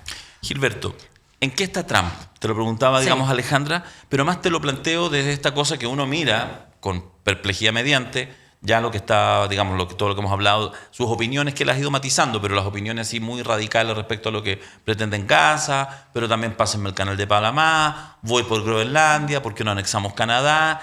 y lo que ha pasado con Ucrania, con este reality puesto en escena, Zelensky en el Salón Oval en una imagen imposible de creer que no fuera en una ficción. ¿Cómo ves tú a Trump en estos movimientos? ¿Hay coherencia? ¿Tiene lógica? ¿Es 2 pasos para adelante para dar 3 para atrás? ¿Cómo lo ves tú? Bueno, desde luego, y a propósito de lo ruso-ucraniano, de este otro conflicto armado, en este preciso momento está Witkoff, el enviado especial para Oriente Medio, está en Riad, pero con las autoridades ucranianas y rusas viendo las posibilidades de llegar a una tregua también, algún tipo de pacto, al menos sobre la infraestructura y la posibilidad de reanudar el tráfico marítimo en el Mar Negro, tan importante para el abastecimiento de grano al mundo. Es decir, están intentando llegar a algunos acuerdos. Ahora, sabemos en ese contexto que este también va a ser un conflicto después de 3 años abierto, muy difícil de solucionar. Esto de las 48 horas era pura propaganda. Claro. Todos sabíamos que después de 3 años no es tan fácil y que al menos iba a tomar unos meses, como ya pronto vamos a estar cerca de los 2 meses y quizás más. Pero de cualquier forma hay una postura de Trump respecto a una presión y llegar a algún tipo de acuerdo que lamentablemente para los ucranianos aparenta que va a significar ceder parte del territorio que han perdido a favor de Rusia en la guerra. Eso es la apariencia y, por supuesto, neutralizar a Ucrania, que era lo que yo pienso que era con lo que había que comenzar a hablar, porque acá hay un agresor, que es Rusia, pero también hubo un occidente que no hizo demasiado, en mi opinión, que no hizo todo lo posible para llegar a un entendimiento que era neutralizar a Ucrania y decir no va a entrar a la OTAN. Entonces, claro, todas esas cosas por las que pudieron hacerse antes de la guerra, ahora están sobre la mesa. Pero desde luego, esto en un concierto de un trumpismo que yo diría, ¿cómo lo leemos? Es bien difícil. La doctrina del shock, Campbell, ¿no? Sí. Eso de saturar de políticas y de propuestas y de medidas para sembrar la confusión, porque aquí el adversario no es el Partido Demócrata, son los medios de comunicación establecidos. Y ellos entienden que los medios de comunicación no pueden responder todo al mismo tiempo y por lo tanto lo están bombardeando de distintas ideas. Estímulos. Exacto. Desde el análisis político hablan de la antidoctrina, porque una doctrina de política exterior es una hoja de ruta y lo que hace Trump es más bien jugar con las incertezas y la incertidumbre, lo que puede cambiar de un momento a otro. Entonces yo diría que estamos en un momento bien complejo respecto a saber a dónde va. Está lleno de bravatas en algunos casos y en otros de decisiones como bastante definitivas. Me hablabas recién de los maximalismos, Groenlandia, el Canal de Panamá, Canadá.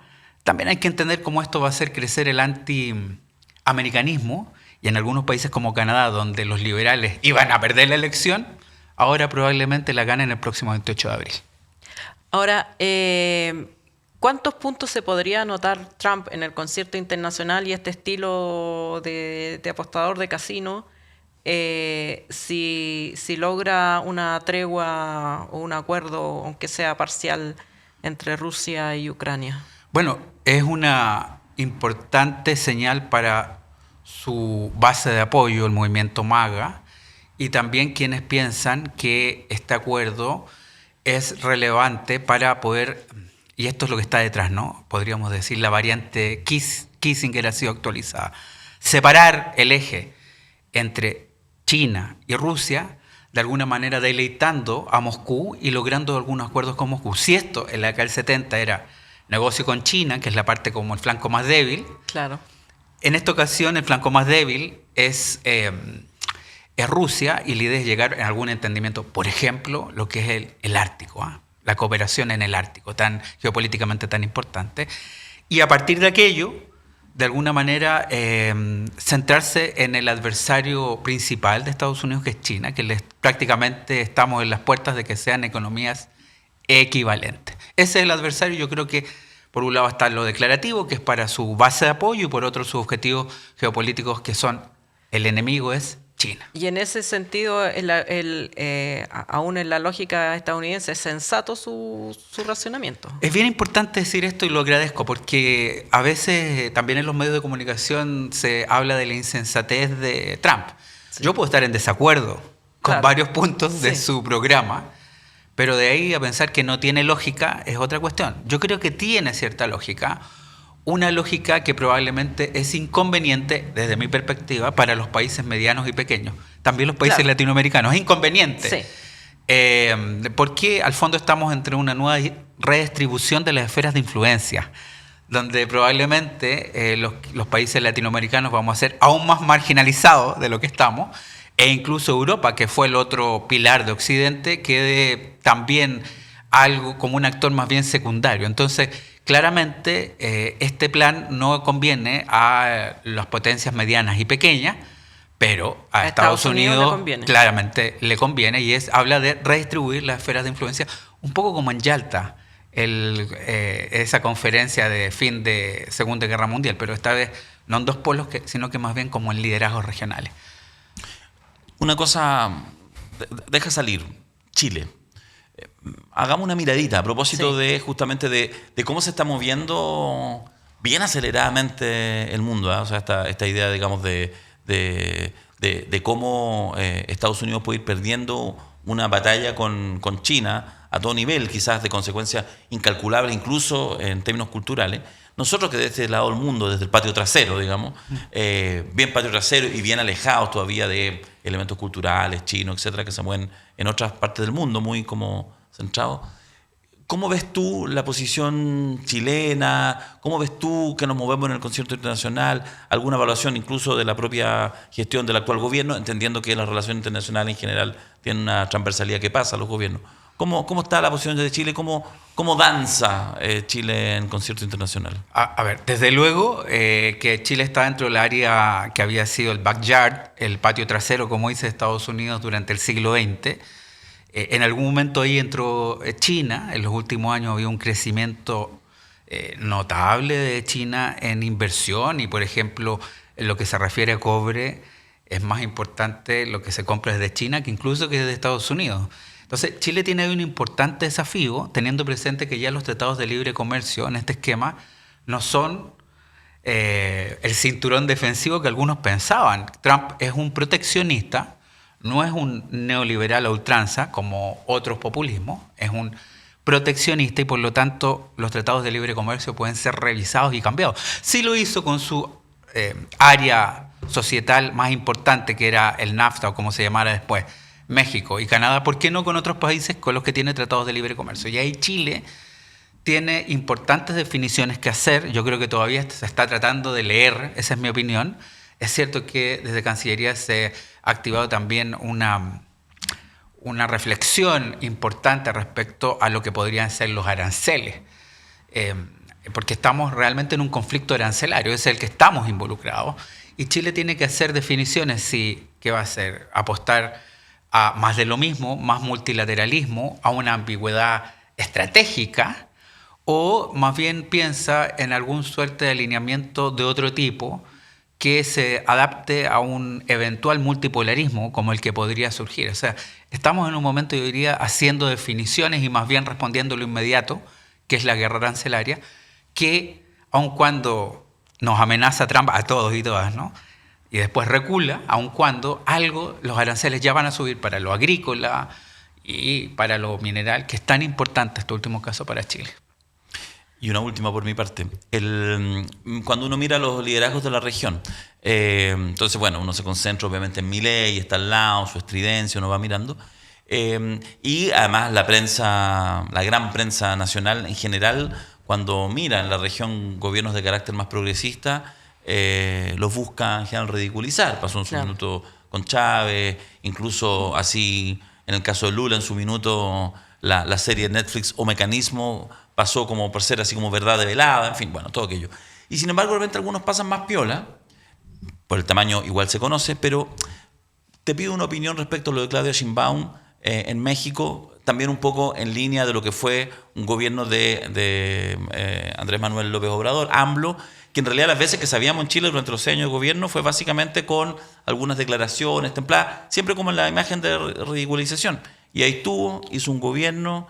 y sucedió a la misma línea. Y sucedió a la misma línea, a Claudia Sheinbaum, o sea, le entregó el poder, y ahí está Claudia Sheinbaum juntando 350.000 personas en el Zócalo a propósito justamente del tema de Trump, y yo creo que quizás por eso ahora empieza a capturar un poco la atención a propósito de esta manera muy templada de hacer frente a lo complejo que es la estridencia, medidas incluidas, de parte de Donald Trump.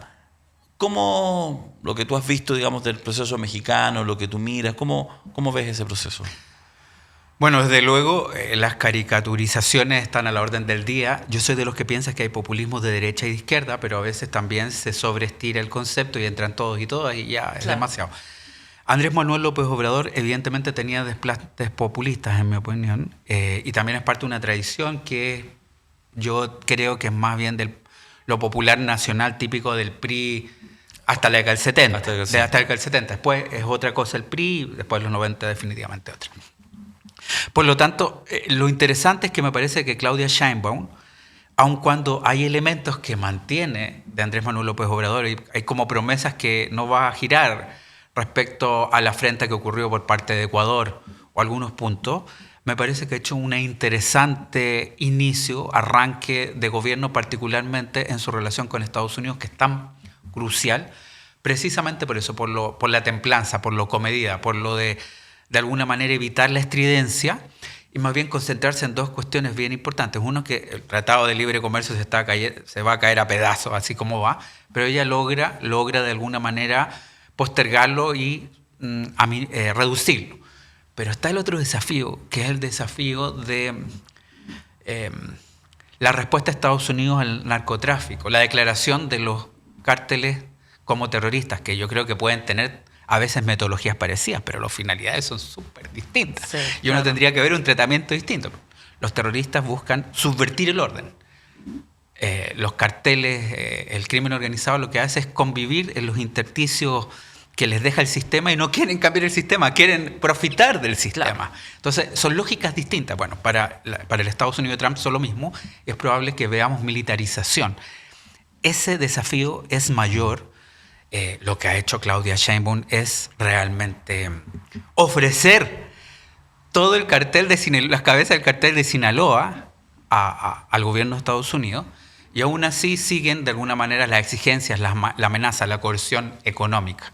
No sé qué vendrá, si habrá que ofrecer algunas cabezas de políticos conectados, no sé, pero creo que es muy complejo. Y aún así hasta el momento yo tengo que decir que ha sido un gobierno, me parece, templado, con mucha tranquilidad para responder este desafío mayor en política exterior, que es la presidencia de Trump. Yo la última pregunta sobre ese punto. Trump ha construido el enemigo interno asociando migración a terrorismo, carteles, la expulsión masiva que hizo de venezolanos a El Salvador sin juicio previo. O sea, ahora basta para que seas latino que te pongan cartel de lo que sea. Me da la impresión que no está interesado en atrapar los carteles, sino que es una buena excusa para tener este enemigo interno y afirmar sus políticas, ¿o no? Bueno, yo creo que hay una construcción del enemigo interno y también de los enemigos externos. Y lo que hacen, en mi opinión, es a veces imbricarlos, conectarlos. Hay una política antimigratoria que no discrimina, sobre la cual incluso un juez del circuito ha dicho que no corresponde. Lo ha reafirmado en esa decisión el presidente Roberts, el presidente del Tribunal Supremo, y Trump sigue adelante con la idea del ejecutivo unitario y la idea de la voluntad general. Esto es el populismo, esta es la democracia no liberal. Claro. El que gana las elecciones lo gana todo y tiene derecho a hacer lo que quiera. No existen los contrapesos ni el respeto a las minorías. Él entiende que las minorías son estos inmigrantes que en su opinión cometen un delito y en muchas, hay que decirlo también, en muchas legislaciones es un delito entrar de esa manera. Pero claro, no hay ni un juicio, no hay un debido proceso. Y él efectivamente lo está expulsando. Ahora, el tema de los cárteles, yo tengo la impresión que también es parte de los desafíos de Estados Unidos de hace tiempo, y lo que pasa ahora es que se imbrica y se mezcla y todo, básicamente se sirve en este cóctel que es migración, delincuentes, criminales, narcotraficantes, todo en un solo plato, para que de alguna manera la gente responda a la popularidad de estos argumentos simplistas típicos del populismo. Gilberto Aranda, académico investigador del Instituto de Estudios Internacionales de la Universidad de Chile. Muchas gracias por haber estado hoy con nosotros. Muchas gracias a ustedes. Muchas gracias. Que tengan buena jornada. Gracias. Hacemos una pausa y volvemos con más temas de interés. Nos vamos a ir a la economía hoy en 32 minutos. Inconfondibile. Indimenticabile.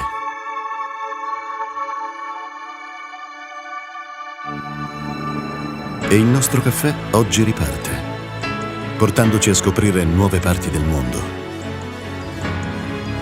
Prima di tutto, scegli se vuoi fare un caffè o se vuoi fare un Costa d'Oro. Mio padre diceva così, mentre ogni mattina faceva la sua scelta. Quella giusta, da sempre. Ecco dove ci porta il nostro viaggio.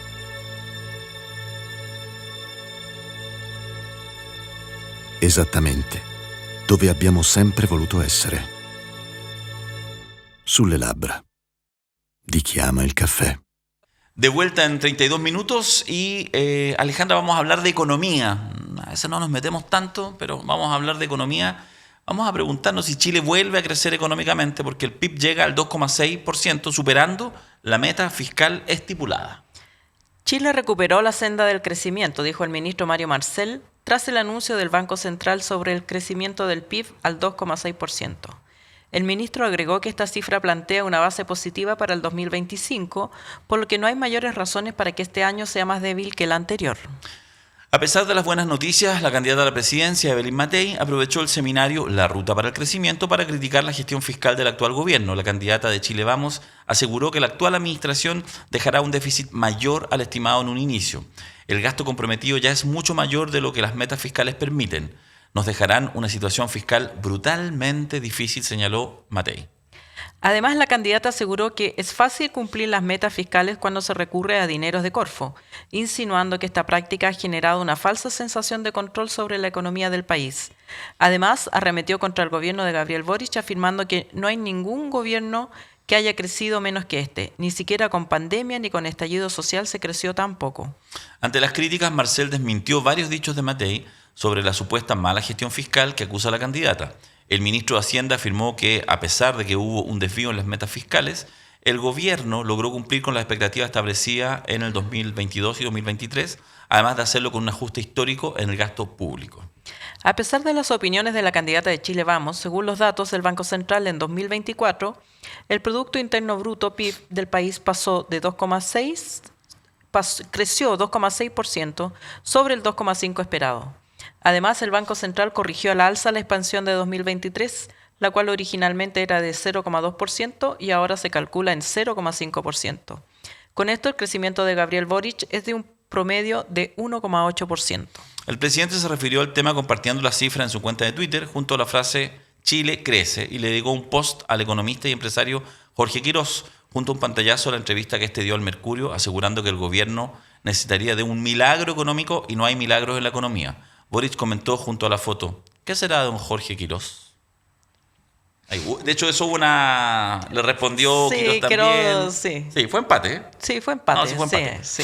Bueno, pero lo que sí es interesante lo que estamos señalando es que está saliendo el gobierno a una pelea que está muy dura, porque en el fondo es muy fácil en general la sociedad y la gente de a pie, además el chileno el 95% endeudado y todo, y de repente cuesta como calibrar si la cosa está mejor o mal, o mejor o peor. Pero el gobierno claramente va a dar esa disputa. Sí. O sea, va a defender sus indicadores, sus miradas respecto a lo bien o relativamente bien que puede estar la economía. Yo en eso, fíjate, al menos diría uno primero que se nota esa estrategia. Está hablando el presidente, está hablando el actual ministro del Interior, Elizalde, bueno, obviamente Mario Marcel y otros. Y yo creo que hay una cosa que es, salvo que en realidad uno quiera obviar los datos concretos, si hay algo que uno sí puede adjudicarle a este gobierno, es que tomó el país recién saliendo de la pandemia, todavía con algunos elementos, digamos, con todo lo que eso implicó en términos de crisis y de crisis social, todo lo que eso implicaba, digamos. Y en eso el gobierno yo creo que ha hecho una política súper centrista, por decirlo de alguna manera, Claro. muy como de los técnicos del establishment. O sea, insisto, Mario Marcel fue Y muy de presidente del Banco manual. Central. Muy de manual. Sí. Y tiene factores controlados. O sea, la inflación que estaba hace 3 años atrás, en el primer año del gobierno del presidente Boric, En 2 súper dígitos, descontrolada. claro. Se achacaba incluso el tema de los retiros, etcétera. Está ya en niveles, digamos, como bastante sensatos y toda la cosa. Entonces, en realidad, las declaraciones de Evelyn Matei son... Porque uno podrá decir, yo lo puedo hacer mejor, pero así como, no, estamos en una situación En el así, peor, peor de los mundos sí. económicos, no. No, claro. Y lo que vamos a conversar con nuestro invitado próximo es si, más que nada sobre el modelo de desarrollo, porque el crecimiento más, crecimiento menos, ¿cómo están las posibilidades de la gente, de los trabajadores y trabajadoras de progresar? Así es. Sí. De tener un trabajo decente, como plantea la OIT. Y yo creo que eso se pierde de vista cuando la conversación se centra en torno al crecimiento, porque ¿el crecimiento de qué? ¿De quiénes? Sí. Fíjate que, déjame hacer una última cosa, vamos a estar con Gonzalo Martner, pero te voy a dejar, te voy a abandonar, pero yo te lo cuento eso. A propósito que la nota también mencionaba una polémica que estuvo bien intensa hace algunas semanas atrás y que lo vuelve a reflotar Evelyn Matei, estoy diciendo, bueno, entonces el Estado teniendo que manotearle los recursos a Corfo. Porque hubo toda una situación de que en realidad como que se supo que el gobierno había, digamos, retirado ganancias que estaban, o recursos que estaban en Corfo a propósito de litio. Del litio, ¿ya? claro. Solo para que un poco más o menos sepan, Corfo es el Estado, ¿cierto? Y Corfo es el Estado y por lo tanto, como es está a cargo como el fondo productivo, es dueño, por encargo del Estado, el organismo que es dueño de las tierras que pueden ser productivas, las pertenencias mineras, etc. En el caso del litio, ¿cómo recibe recursos el Estado cuando viene una empresa, por ejemplo, como SQM, que está produciendo litio en el Salar de Atacama, entre otros lados? Entonces, puede producir ahí porque el Estado le arrienda tierras. Sí. Este es el fenómeno. Y entonces la arrienda y... Además que recién se acordó ese Exacto. royalty, claro. Ya. Pero desde antes ya Sí, pero desde recibía antes, sí. por los contratos Claro. de arrendamiento. Esa es la Sí. figura legal. Corfo, a nombre del Estado, arrienda. Y arriendo por 20 años, por 10 años, por lo que sea. Y además, en el caso del litio en específico, arrienda además, justamente como la lógica de royalty, porque en el fondo recibe le dice, tal cuota yo te voy a dar de litio. Te voy a dar que puedas sacar 150.000 toneladas en el año, no sé, y voy a recibir tanto por eso. Entonces, recibe Corfo. Corfo y Hacienda son de todos los chilenos, son del Estado. Por lo tanto, la discusión que se dio, que era una discusión súper de un tecnicismo, así poco menos que le está sacando plata, pero si Corfo trabaja para el Es Estado. el Estado, claro. Es Absolutamente. como alegar porque sacan plata de Codelco. O sea, Sí, o sea, exactamente. Sí. Por supuesto que hay una discusión técnica. Por ejemplo, lo que dice Codelco, que realmente tú decís, chuta, ¿sabes por qué pucha, no dejáis me dejaron para invertir. Justamente. Ya, claro, Y entonces ya. pasaba hace 20 años atrás y por eso se crearon los gobiernos corporativos y todo. Una discusión bien técnica, que Codelco pasaba todo al fisco, entonces pues quería hacer una mina nueva, un proyecto, y Y no tenía que tenía plata. endeudarse por, qué sé yo, 500 millones de dólares, cuando en realidad el año anterior había generado 10.000 millones de dólares. Entonces tú le decías, de los 10.000, deja de 1.000, para que pues ya. Y eso se ha ido corrigiendo.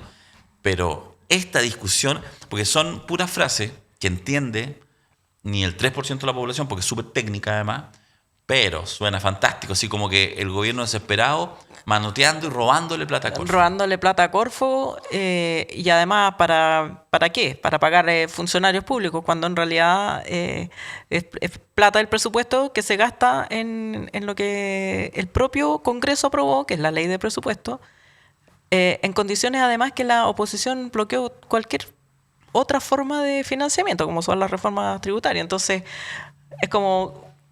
¿Y qué quieres? ¿De dónde? Claro, tengo esta plata, no la uses. No, Claro. esa no la podía usar, esa tampoco.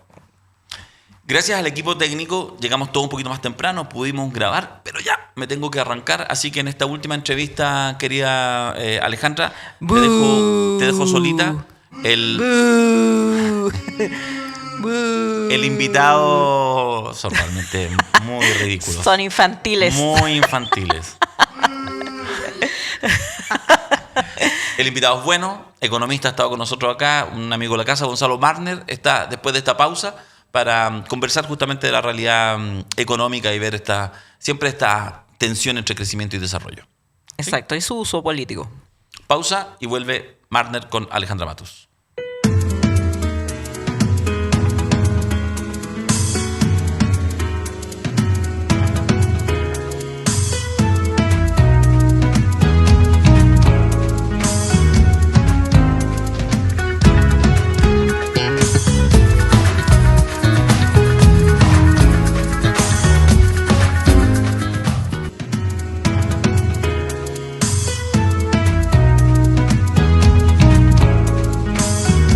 Bueno, estamos como prometimos con Gonzalo Marner, ex ministro de Economía, ¿no?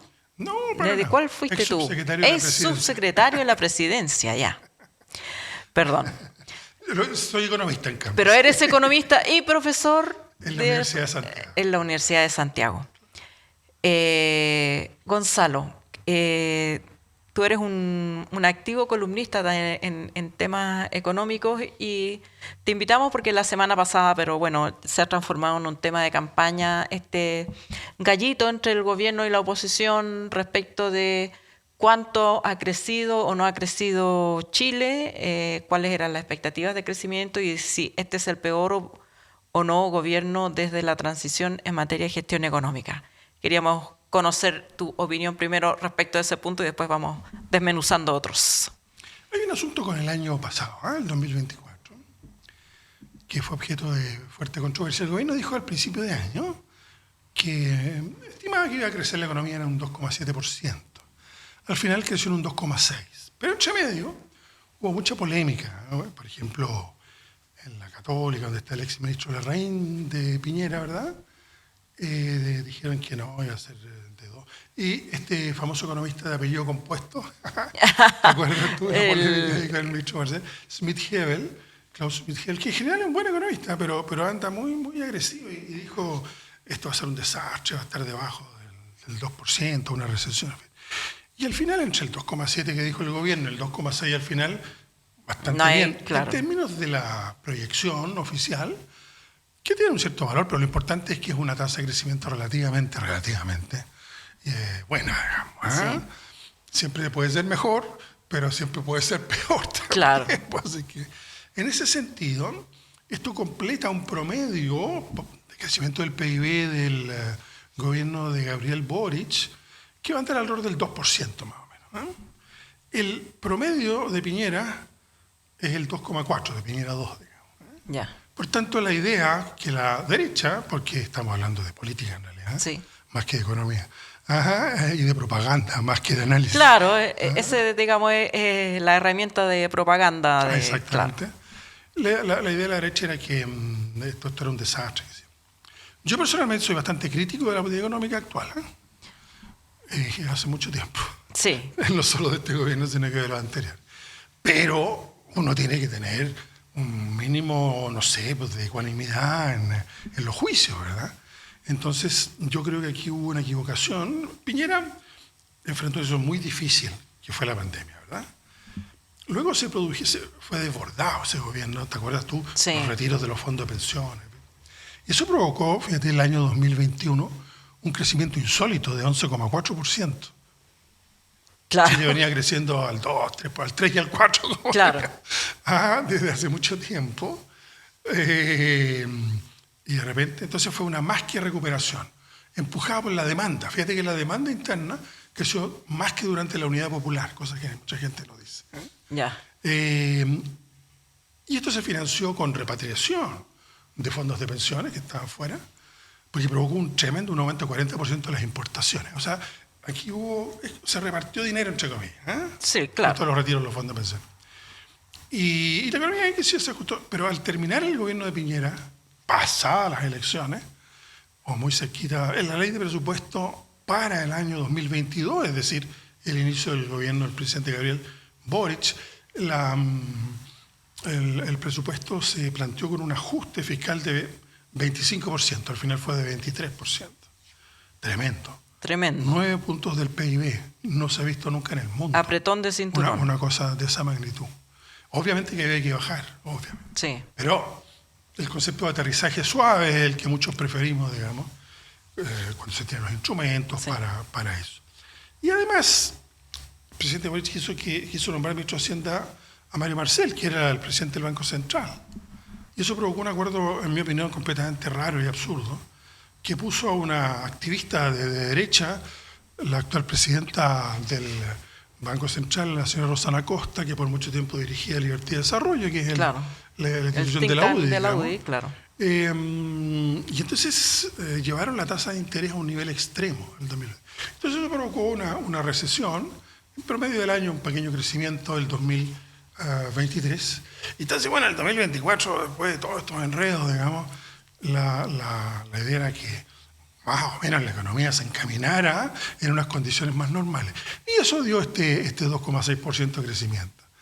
Hay se hace una serie de cálculos para efectos fiscales y monetarios que dicen que el crecimiento potencial de Chile en los próximos 5 años está alrededor de 2%. Yo creo que eso no es cierto, creo que es más. Pero en todo caso este crecimiento es mayor a ese potencial. Y a ese título hay que reconocerle al actual gobierno un buen desempeño económico este último año. Y las cifras de inicio de año, tú sabes, se van dando ahí con algún rezago, en fin, pero las cifras hasta febrero son bastante buenas también. Ahora, el mundo está en el estado que está. Sí. Entonces no sabemos si esta cuestión... Pero hasta aquí va bastante bien el asunto.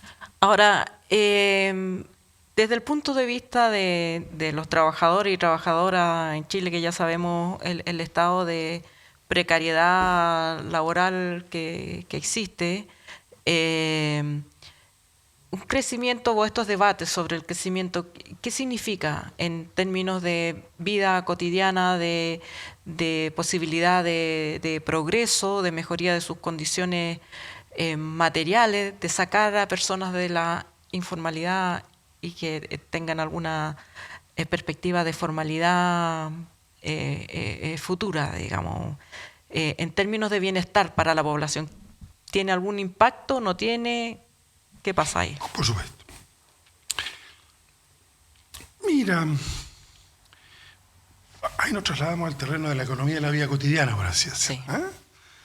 Porque si no se discute muchas veces en las nubes, con cifras muy abstractas. Yo tomo 2 datos ahí siempre, que son el crecimiento del empleo y el crecimiento de las remuneraciones.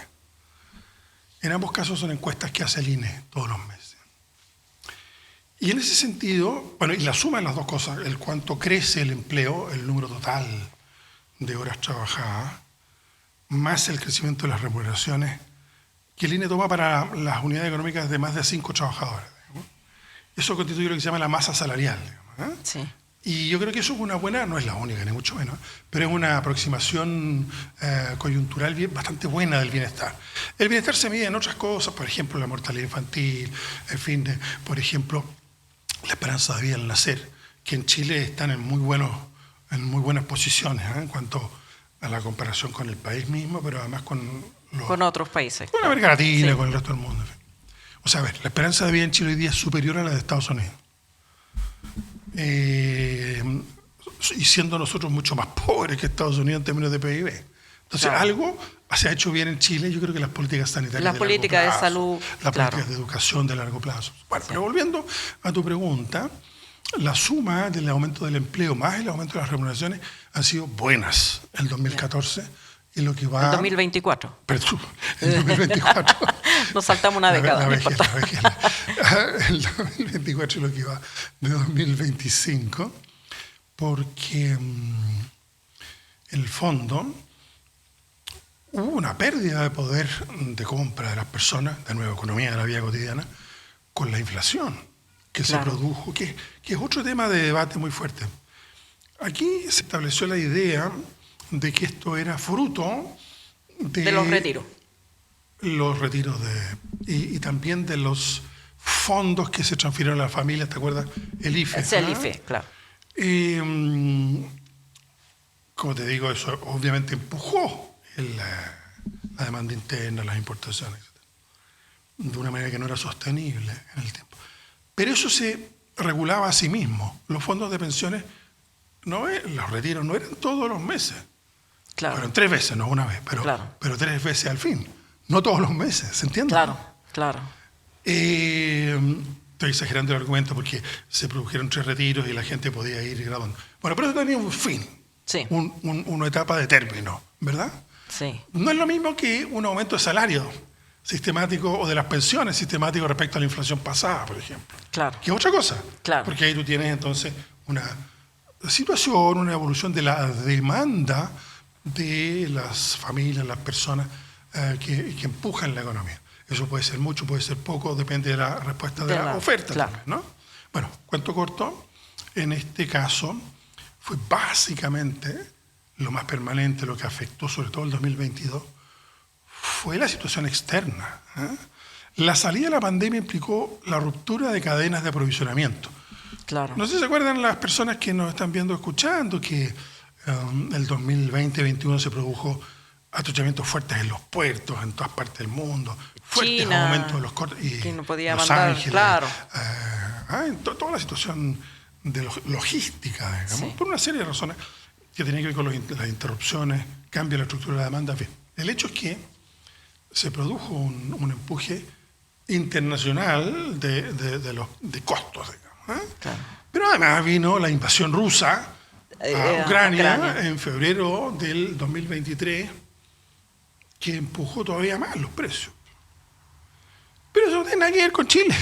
Claro. O sea, aquí puede llover, tronar o hacer solcito, digamos, y no incide en nada. Fíjate, a mí me sorprende, pero yo hago mis clases y le digo a mis alumnos, nosotros somos el 0,25% de la población y somos el 0,35% de la economía del mundo. Eso quiere decir que el 99,65% de la economía del mundo no tiene nada que ver con Chile. Claro. Y les agrego, mirémonos en el mapa donde estamos, medio cayéndonos. A veces me miran con cara de, oiga señor, ¿por qué usted es tan antipatriota? No, yo lo que trato Es la realidad, es de claro. lo cual tiene una serie de ventajas. Entre otras cosas, estamos más o menos lejos Estamos más o menos de las lejos. fuentes de conflicto que, por ejemplo, tiene el mundo hoy día. Claro. Una cierta condición de isla, por así decirlo. Con lo bueno y lo malo que eso puede tener. Bueno, el hecho práctico es que, sin embargo, somos un país que se afecta terriblemente por la evolución de los precios externos. No producimos nada de petróleo. O sea, casi nada, digamos. Claro. Poquito ahí en Punta Arenas. En gas natural, poquísimo, y así sucesivamente, ¿no? Entonces importamos todo eso. Bueno, y el precio que, termina en la bomba de benzina, digamos, Claro. o en la compra de la parafina o del balón de gas licuado, de nuevo, economía de la vida cotidiana, depende de esos precios que tienen nada que ver con nosotros. Claro. Para bien o para mal. Entonces cuando baja el precio de la benzina no hay que decir, qué bien lo está haciendo el gobierno. Cuando sube el precio de la benzina, qué mal lo está haciendo el gobierno. No. No. Ahora, el gobierno puede atenuar, claro. Y entonces tenemos unos sistemas, ¿verdad?, en donde la cosa, cuando sube, la idea es que no suba mucho, pero eso tiene como contrapartida que cuando baja menos, digamos. Claro.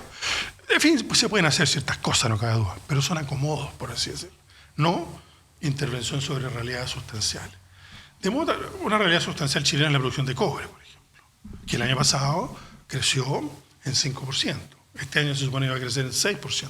Eso es bueno para el país. Claro. Eso tiene consecuencias en las recaudaciones fiscales, a mi juicio deberán ser mayores, pero y así sucesivamente. De modo tal entonces que lo que tenemos es un debate también sobre qué puede o no puede hacer el gobierno dada la situación de Chile.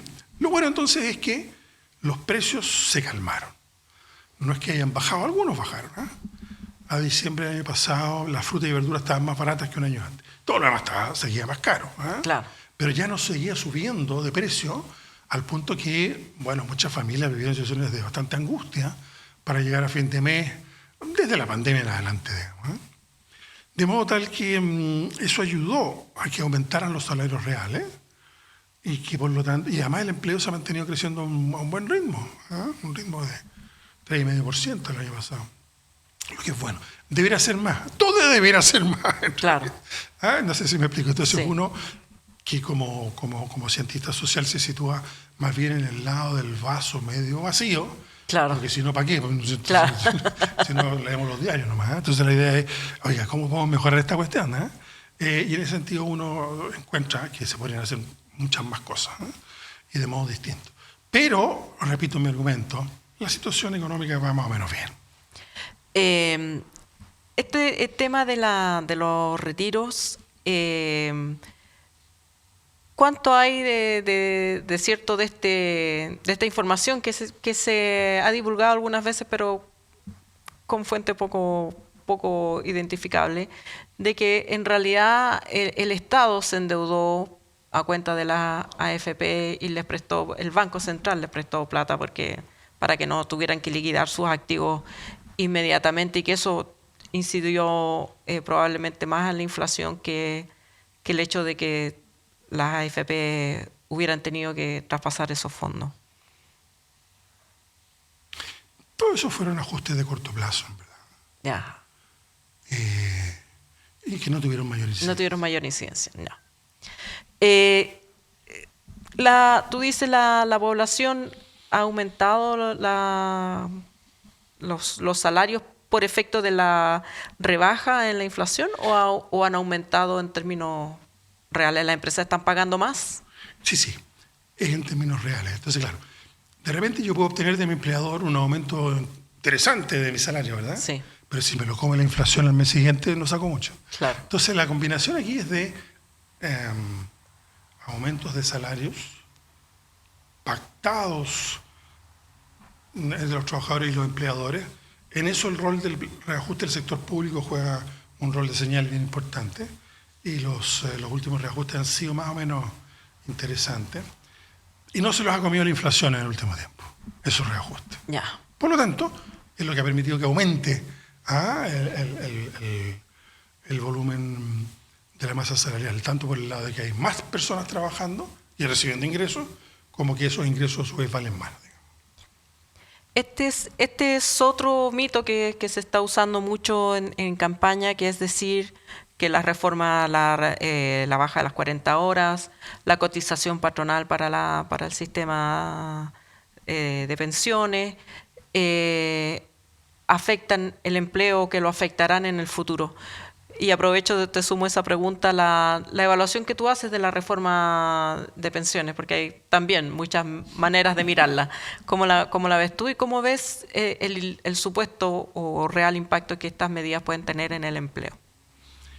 Alejandra, ¿qué piensas tú que dijeron los dueños de plantaciones en el sur de Estados Unidos cuando se trató de abolir la esclavitud? Que iba a afectar el empleo. La riqueza y, por supuesto, claro. Eso terminó en una guerra civil. Claro, se armó una guerra, tremendo, claro, sí, entre paréntesis. ¿Qué dijeron los blancos sudafricanos cuando fue insostenible mantener el apartheid? Que iba a afectar la... Entonces, cada vez que hay un avance social, por ejemplo, pasar en un lapso de varios años de 45 horas semanales a 40, no, eso es terrible. No pasa nada. No va a pasar absolutamente nada. Fue el mismo argumento de cuando el gobierno de Lagos se pasó de 48 horas a 45. Claro. ¿Pasó algo? No pasó nada. ¿En materia de empleo? Entonces, tampoco se trata de hacer cualquier cosa con la economía, ni tomar cualquier medida a la loca. No sé si me explico. Sí. Pero medidas razonables, bastante... digamos, escalonadas en el tiempo, claro. Permiten tal vez demasiado. que la economía se adapte. Sí. Y por lo tanto,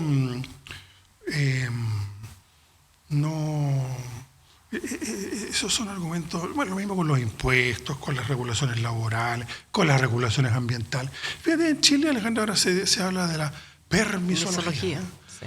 Entonces es como si la idea sería entrar a una cancha de fútbol y que no hubiera árbitro, no hubiera reglamento de la FIFA. No, hay que desregular. Esto tiene que ser como las personas. Una pichanga nomás. Entonces la pichanga. Claro. No, trato yo de tomar estos ejemplos, aparte que me encanta el fútbol, pero las regulaciones sociales, un número máximo de horas extraordinarias, vacaciones, condiciones de seguridad y de higiene, esas son regulaciones que tienen siempre la misma respuesta. No, eso va a afectar el empleo. Entonces uno dice, no, fíjese que eso va a afectar el bienestar de las personas, que a su vez las va a hacer más productivas, porque eso es lo que nunca se dice. Y con el medio ambiente, ¿para qué decir? Fíjate, se han completado, Alejandra, 10 años desde que hay registros de más altas temperaturas en el mundo, en 200 años. No, porque va a haber cambio climático. 10 años seguidos de aumento de la temperatura. Entonces los científicos que vienen prediciendo esto hace ya unos 30 años, Tienen razón. Han tenido razón. Ahí está la evidencia. Claro. Entonces, no, escuchaba ayer este ministro argentino decía, la regulación es siempre corrupción. ¿De qué está hablando, caballero? Así que cuando ponemos un sistema de luz roja, luz amarilla y luz verde, ¿es corrupción? Es para que la gente no choque en las esquinas, por favor. Una cosa, yo la encuentro muy de loco. Sí. Porque no hablamos de Estados Unidos hoy día. Sí. Entonces ese es el argumento que uno puede dar sobre este tema de los excesos de regulaciones, que en realidad, ahora claro, las burocracias son siempre terribles, tienden a hacer más difíciles las cosas. Entonces hay que tener siempre una actitud, creo yo, de alerta frente a la burocracia. Por ejemplo, lo que se está negociando en el Parlamento hoy día, en términos de racionalización de las regulaciones, hasta donde me alcanzo a dar cuenta, está bastante bien encaminado, porque es un diálogo que ha sostenido el mundo empresarial con el Ministerio de Economía, en particular el ministro Grau, que me da la impresión que, salvo algunas cosas que a uno le plantean dudas, pero en general está siendo un buen diálogo, porque tampoco se trata de impedir que la gente juegue a la pelota porque el árbitro toca el pito cada 30 segundos. Claro. Hay que dejar que el juego fluya, claro. Que el partido exista, ¿no? En fin, esos son los temas de nuestro debate. Y sobre sobre la reforma previsional. Es curioso porque José Piñera salió diciendo salieron fortalecidas las AFP. La extrema derecha chilena, inaceptables concesiones al marxismo. Entonces a ver, ¿con qué me quedo aquí? ¿Con quién? Claro. Yo creo que hay que quedarse con una interpretación intermedia nomás. Claro. O sea, se introducen elementos de solidaridad social, elementos de seguridad social, en mi opinión, mucho menos de lo que se necesita. De hecho, el gobierno había planteado mucho más, pero se introdujeron al FEMP. Al mismo tiempo, se está aumentando, de nuevo en un tema gradual por varios años, la tasa de cotización para las pensiones, ya sea que vayan a un sistema u otro. Eso también era necesario. ¿Qué es lo que hizo José Piñera? Dijo 10% de cotización para las AFP. En ese momento, ¿cuánto era la cotización para las cajas públicas? 20, 25%. ¿Cuál era el objeto? ¿Era un buen cálculo para tener buenas pensiones? No, era un cálculo para que la gente se cambiara desde las cajas antiguas a las nuevas. ¿Por qué? Porque iba a tener un aumento de su salario líquido. Y el asunto evidentemente no daba nomás. Claro. Como también está archidemostrado, esto es como el cambio climático. El sistema de AFP no va a funcionar en lo que tiene que funcionar, es decir, dar buenas pensiones. ¿Alguien puede sostener en Chile que las pensiones autofinanciadas por la AFP son buenas? Nadie. O sea, ni el más, José Piñera tal vez, pero nadie en su sano juicio puede decir eso. Todos los progresos en materia de pensiones, que deberán ser todavía mucho más en el tiempo, se deben a transferencias públicas. La pensión básica solidaria primero, la pensión universal hoy día y así sucesivamente. Que incluso la derecha tuvo que ir votando a favor. Porque de otro modo no se sostiene. Entonces, si algo no funciona, cambiémoslo por algo que funciona. Pero que cambiémoslo un poquito, porque en Chile somos de los pichintunes, ¿no es cierto? Un poquitito por aquí. Se cambió un poquitito, es un progreso, esa es mi opinión. Es un progreso que había que aprobarlo, pero evidentemente falta mucho más. Bueno, muchas gracias, Gonzalo Marner. Hemos quedado al día con la discusión económica y espero que ustedes también hayan quedado muy ilustrados respecto de los debates que van a ser centrales este año y sobre todo en periodo de campaña. Con esto despedimos 32 minutos de hoy sin Darío, que nos ha abandonado en la mitad del programa. Muchas gracias, Gonzalo. Gracias a ti, Alejandro.